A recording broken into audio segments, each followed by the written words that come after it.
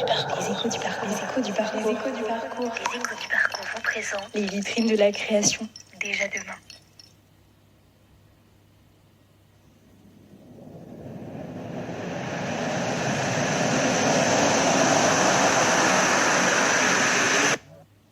Si vous vous baladez à Toulouse entre le 5 et le 19 novembre, arrêtez-vous un instant. Au détour d'une vitrine, vous verrez une œuvre faite de palettes. Rien d'extraordinaire à première vue, et pourtant, c'est celle de Loïc Calvert. Derrière ce nom discret se cache un créateur passionné, quelqu'un qui préfère la matière au discours, le geste à la parole. Son travail autour du bois intrigue, justement parce qu'elle échappe au code. Certains passent devant sans s'arrêter, se demandant même si c'est vraiment de l'art, attirés par cette construction imparfaite et intrigante. Regarder une des pièces de Loïc, ça intrigue. Alors on s'approche. Quand on la regarde, on se questionne. On cherche à comprendre sans forcément avoir de réponses et connaître le fil de sa pensée.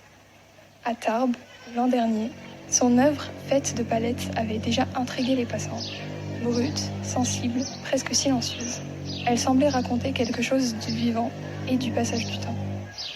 Certains y ont vu un dialogue entre l'homme et la matière. D'autres, un simple geste, poétique. Chacun y a trouvé sa propre émotion.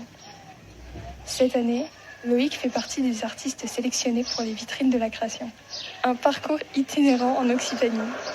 Après Tarbes en 2024, il sera implanté à Toulouse pour une réalisation inédite. Soyez attentifs lorsque vous passez, sinon, vous risquez de ne pas la voir. Vous l'avez peut-être déjà manqué. C'est un artiste qui laisse ses pièces parler à sa place et qui, peut-être, nous invite à ouvrir les yeux, à questionner notre regard sur le monde. Parce que toute matière, aussi, a quelque chose à dire.